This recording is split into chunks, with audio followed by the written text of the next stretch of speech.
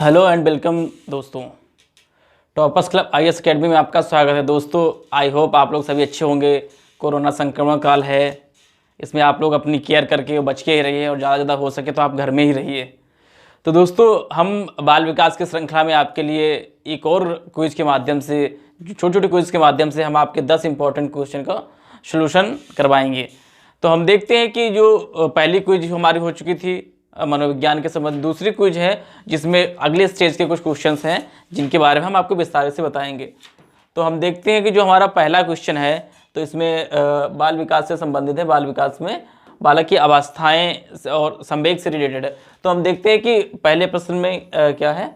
पहला प्रश्न कह रहा है कि क्रोध संवेग की तीव्रता किस अवस्था में अधिक होती है।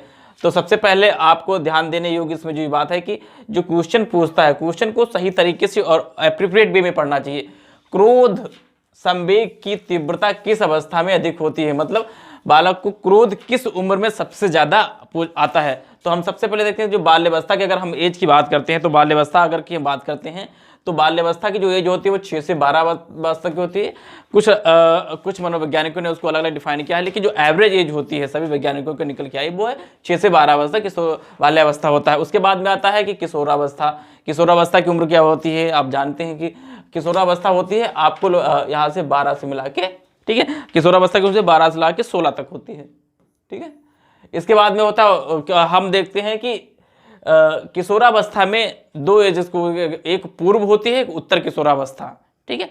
पूर्व किशोरावस्था उत्तर किशोरावस्था को दो भागों में डिवाइड किया। वैसे किशोरावस्था की टोटल एज होती है 12 से 19 साल तक की, ठीक है। तो उसके बाद में जो उत्तर किशोरावस्था होती है वो होती है आपकी 17 से 19, ठीक है। एवरेज एज है।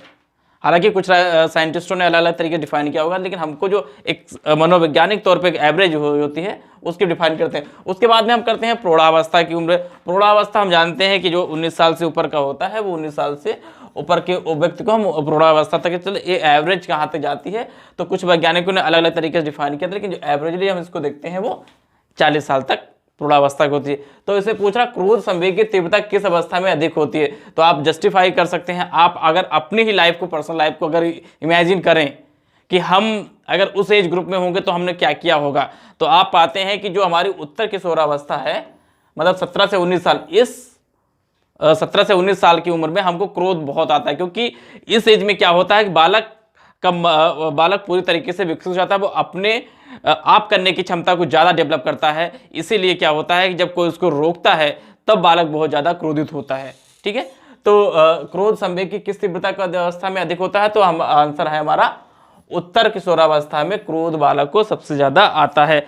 चलिए इसके बाद हम नेक्स्ट क्वेश्चन देखते हैं। अगला क्वेश्चन है बाल विकास किसका विज्ञान है, ठीक है, मतलब चाइल्ड डेवलपमेंट की स्टडी किस साइंस के अंतर्गत करते हैं, चाइल्ड डेवलपमेंट क्या होता है। तो सबसे पहले हम देखते हैं बाल विकास का, बाल वृद्धि का मनोविज्ञान क्या, या कोई नहीं। तो आपको पता ही होता है बाल विकास का अध्ययन साइकोलॉजी हम बाल विकास के अंतर्गत करते हैं। जो हमारे पेपर का नाम है वो बाल विकास ही है। तो बाल विकास का किसका विज्ञान है, तो बाल विकास का, ठीक है। इसके बाद में अगला क्वेश्चन हम देखते हैं कौन सा संवेग है। आपको पहले बताया जो पहला क्वेश्चन उसी से रिलेटेड है।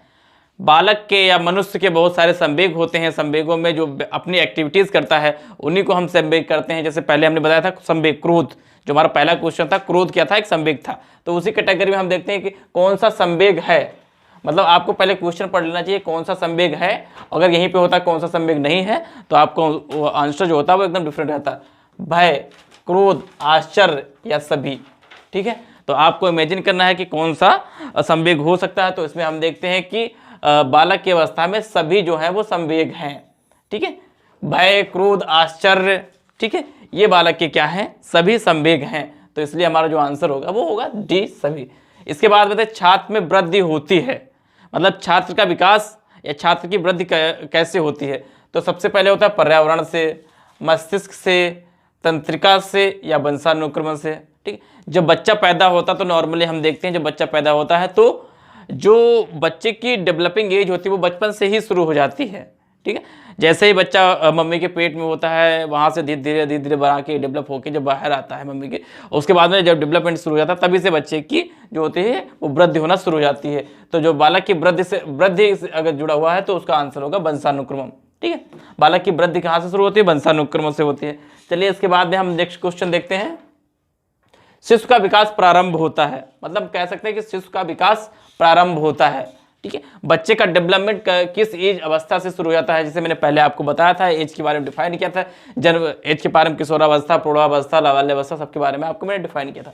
हम देखते हैं कि शिशु का विकास प्रारंभ होता है जन्म के पश्चात, मतलब जन्म के बाद, मतलब ठीक है, किशोरावस्था में, बाल्यकाल में या गर्भकाल में, ठीक है। तो बहुत सारे साइंटिस्टों ने अपने अलग तरीके से डिफाइन किया है, लेकिन मोस्टली साइंटिस्टों ने ये माना है कि जो बच्चे का विकास होता है वो गर्भकाल से ही शुरू हो जाता है। जब वो मम्मी के पेट में होता है तभी से बच्चे का क्या होता है? डेवलपमेंट शुरू हो जाता है। तो इसलिए शिशु का विकास प्रारंभ होता है गर्भकाल से, ठीक है। उसके बाद में हम देखते हैं कि जिला स्तर पर सामाजिक मान्यता प्राप्त करने के लिए संघर्ष उत्पन्न होता है। मतलब जिस स्तर पर सामाजिक मान्यता प्राप्त करने के लिए संघर्ष उत्पन्न होता है वो कौन सी एज है?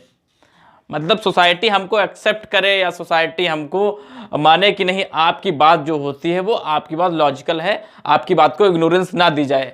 सामाजिक मान्यता का मतलब यही होता है आप अपनी खुद की आइडेंटिटी अपने बड़ों के बीच में स्थापित कर सकें, ठीक है। तो किस उम्र में होता है? बाल्यावस्था होता है, किशोरावस्था होता है, शैशवावस्था होता है या वृद्धावस्था होता है? आपको बहुत इजी क्वेश्चन है, आप बता ही सकते हैं कि इसमें कौन सा आंसर हो सकता है। तो आपको जानते हैं कि जब बच्चा यंग होता है, यंग का मतलब हम लगाते हैं किशोरावस्था से। जब कोई भी बालक व्यक्ति यंग होता है, जब 12th पास आउट होता है, 12th 11 में आता है, तो वो एक अपने आप को समाज में स्थापित कर लेता है और समाज उसकी तरफ से भी, क्योंकि आप जानते हैं जब 18 साल का बच्चा हो जाता है तो उसको मताधिकार का अधिकार हो जाता है। तो इस प्रकार से हम देखते हैं कि किशोरावस्था में बालक को एक सामाजिक मान्यता मिलनी स्पष्ट हो जाती है, सामाजिक भी मिलती है और संवैधानिक मिलती है, क्योंकि किशोरावस्था की जो उम्र है वो 19 साल तक चलती है, ठीक है। तो इसके लिए आंसर इसका होगा बी। इसके बाद में हम देखते हैं नेक्स्ट क्वेश्चन अपना क्या है। वॉटसन ने नवजात शिशु में मुख्य रूप से किन संवेगों की बात की है? एक साइकोलॉजिस्ट है वॉटसन, आपने नाम सुना है कि बहुत सारी डिफिनेशंस हैं। तो वॉटसन ने नवजात शिशु के मुख्य रूप से किन संवेगों की बात कही है? उत्तेजना, कपट और प्रसन्नता, भय, क्रोध और स्नेह, इनमें से कोई नहीं। सबसे पहले उन्होंने क्या डिफाइन किया? नवजात शिशु, ठीक है। वॉटसन ने नवजात शिशु में मुख्य रूप से किन संवेगों की बात की? आपको पहले बताया दिया संवेग कौन हो सकते हैं। भय होता है, क्रोध होता है, ठीक है, उत्तेजना होता है, ये सारे भय, क्रोध, ये सब सारे जो हमारे स्नेह होता है, ये सारे हमारे संवेग हैं। तो इन्होंने कहा कि शिशु, नवजात शिशु को कौन कौन सी चीज़ों से, कौन कौन संवेगों से मुख्य रूप से कही जाती है, ठीक है। तो उसमें हम देखते हैं कि जो हमारा उसका क्वेश्चन का आंसर है वो हमारा होगा उत्तेजना, कपट, प्रसन्नता। उत्तेजना तो तभी आएगी जब बच्चा अपने आप को डेवलप कर सकता है, तो अब अपने आप को समझदार बन सकता है। कपट और प्रसन्नता भी वही हाल है। कपट मतलब जब हम डेवलपमेंट हो जाएंगे, जब हमारा मानसिक विकास हो जाएगा, तो हमको अच्छे बुरे की पहचान होना स्वाभाविक हो जाएगी, तो हम उसके एक्स्ट्रा जाके कुछ एक्टिविटी कर सकते हैं। उसके बाद में आता है भय, क्रोध और स्नेह। भय, क्रोध भी नवजात शिशु में होता है। जैसे वाला मम्मी क्या होता है, मम्मी अगर डांट देती है तो बच्चा डर जाता है, तो वो अपने आप को कंट्रोल कर लेता है, ठीक है, या इनमें से कोई नहीं। तो हम देखते हैं कि जो नवजात शिशु होता है उसमें मोस्टली भय, क्रोध और स्नेह, लाड़ प्यार जिसको हम बोल सकते हैं, ठीक है, वो मुख्य संवेग होते हैं, ठीक है। इस प्रकार से 7 का सी आंसर जो है वो सही है।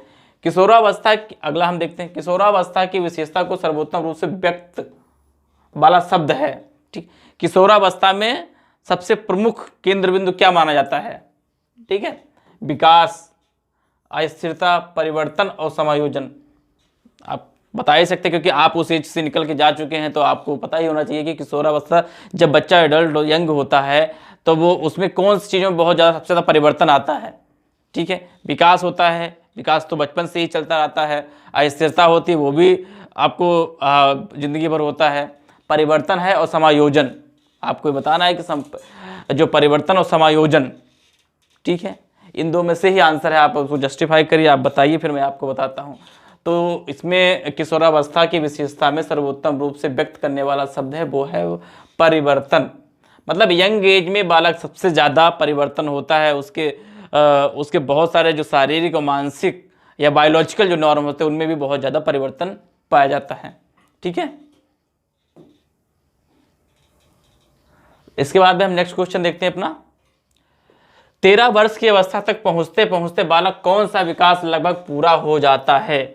मतलब 13 वर्ष, मैंने आपको पहले ही स्लाइड में पहले ही क्वेश्चन में डिफाइन किया कि बाल्यावस्था की उम्र कितनी होती है, किशोरावस्था की उम्र कितनी है, किशोरावस्था में उत्तर और पूर्व किशोरावस्था है, उसके बाद में प्रौढ़ावस्था की बात कीजिए। तो जो 13 वर्ष की उम्र होगी वो किस में हमारी आएगी। पहला क्या था, पहला हमारा 6 to 12 था, ठीक है, 6 to 12 में बाल्यावस्था था। अब 13 से और हमारे जो है 19 तक हम बोलते हैं किशोरावस्था। इसमें भी उत्तर किशोरावस्था होती है और पूर्व किशोरावस्था होता है, ठीक है, दो में। तो लेकिन जो टोटल यहाँ पे 13 से 19 जो होता है वो किशोरावस्था में आता है, ठीक है। तो कौन सा विकास लगभग पूरा हो जाता है, शारीरिक विकास, बौद्धिक विकास, मानसिक विकास या कोई नहीं, ठीक है। तो आपको बताना है इसमें बालक का कौन सा विकास जो होता है वो पूरा। शारीरिक विकास की अगर हम बात करते हैं तो शारीरिक विकास में हम देखते हैं कि शारीरिक विकास किशोरावस्था में पूरा नहीं होता, क्योंकि 50% जो होता है बालक अपना शरीर ले पाता है। उसके बाद में जो शारीरिक विकास होता है उसका बहुत लंबी प्रौढ़ावस्था तक चलता है, क्योंकि उसकी जो बॉडी पर्सनालिटी होती है आप देखते होंगे 17, 18, 19 साल, 20 साल हमेशा बढ़ती जाती है। उसके बाद में बौद्धिक विकास की बात करते हैं, ठीक है।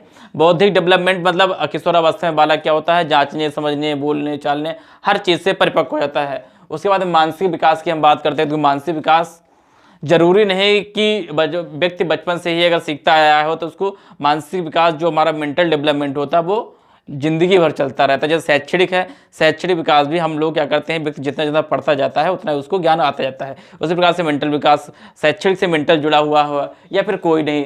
तो हम देखते हैं कि जो 13 से ऊपर उम्र वाले होते हैं उनका जो बौद्धिक विकास होता है, ठीक है, वो लमसम परिपूर्ण हो जाता है। बौद्धिक विकास का मतलब ये नहीं कि बहुत उसको सर्वपूर्ण नॉलेज हो जाता है, ठीक है। बौद्धिक विकास का मतलब ये होता है वो हर चीज़ को जांचना, परखना, समझना, अंडरस्टैंड करना, उसको आ जाता है कौन सी चीज़ अच्छी है, कौन सी चीज़ बुरी है, ये उसमें नॉलेज आ जाता है। इसके बाद में हम देखते हैं कि बालक की अभिवृद्धि, ठीक है, और विकास को प्रभावित करने वाले कारकों में से नहीं है। तो यहाँ पे सबसे इंपॉर्टेंट देखने वाला क्वेश्चन है, क्या पूछा है, नहीं है, ठीक है, क्या नहीं है इसमें, बालक की अभिवृद्धि और विकास, ठीक है। तो इसमें हम देखते हैं ऑप्शन में क्या है, वंशानुक्रमम, पर्यावरण, बुद्धि और मृत्यु, ठीक है। विकास के कौन कौन से स्टेप्स होते हैं, बालक के विकास में कौन कौन सी चीज़ें या उसकी अभिवृद्धि कौन कौन सी चीज़ें इंपॉर्टेंट रखती हैं, वंशानुक्रमम, ठीक है, पर्यावरण, बुद्धि और मृत्यु। तो जो ऊपर के 3 जो ऑप्शन है आपको, वंशानुक्रम, पर्यावरण और बुद्धि, ये बालक के डेवलपमेंट में इंपॉर्टेंट रोल अदा करते हैं, क्योंकि बालक का विकास की अगर बात करते हैं तो वंशानुक्रम से स्टार्ट होता है। हमने पहले क्वेश्चन में देखा ही था, वंशानुक्रम विकास का एक अभिन्न अंग है। तो इस प्रकार से देखते हैं क्वेश्चन में क्या पूछा, नहीं पूछा गया है। तो जो मृत्यु है वो बालक के अभिवृद्धि और विकास को प्रभावित करने वाला कारक नहीं है। मृत्यु व्यक्ति की सबसे लास्ट स्टेज होती है। उसके बाद में जब मृत्यु होती है तो उसके बाद में उसका कोई भी डेवलपमेंट न शारीरिक, मानसिक कोई भी प्रकार नहीं होता है, वो अंतिम उसकी स्टेज होती है। तो दोस्तों इस प्रकार से आज हमने 10 क्वेश्चन को विद एक्सप्लेनेशन सॉल्व किया। आई होप आपको अच्छा लगा होगा। आप मुझे लाइक, कमेंट और सब्सक्राइब जरूर करें और मेरे चैनल को आप जितना अधिक हो सके उतना फैलाएं। और अगर आपको ऑनलाइन ऑफलाइन दोनों मोड से क्लास ज्वाइन करनी है या क्विज सीखनी है या कोई भी हो करना है तो आप मेरे टेलीग्राम जो मेरा ग्रुप है उस पर क्विज डेली हम लोग शाम को 7 बजे से लेकर 10 बजे तक डेली आपको 150-200 क्वेश्चन की क्विज आपको मिलेंगी, जिसमें हम आपको CDP, RO, UPSI सभी प्रकार के क्वेश्चन को इन्वॉल्व करते हैं। सभी सेट के 30 क्वेश्चन हम लोग पूछते हैं। तो आप मेरे ऑफिस के नंबर 0522 पे 0522 49 51 11 9 पे कॉल कर सकते हैं, या आप व्हाट्सएप नंबर 860 49 87 816 पे मैसेज करके अपना कोर्स का नाम डाल के आप ज्वाइन कर सकते हैं। आई होप आप सब अच्छे होंगे और कोरोना से अपनी सेफ्टी रखिएगा। आज के लिए बस इतना ही, धन्यवाद।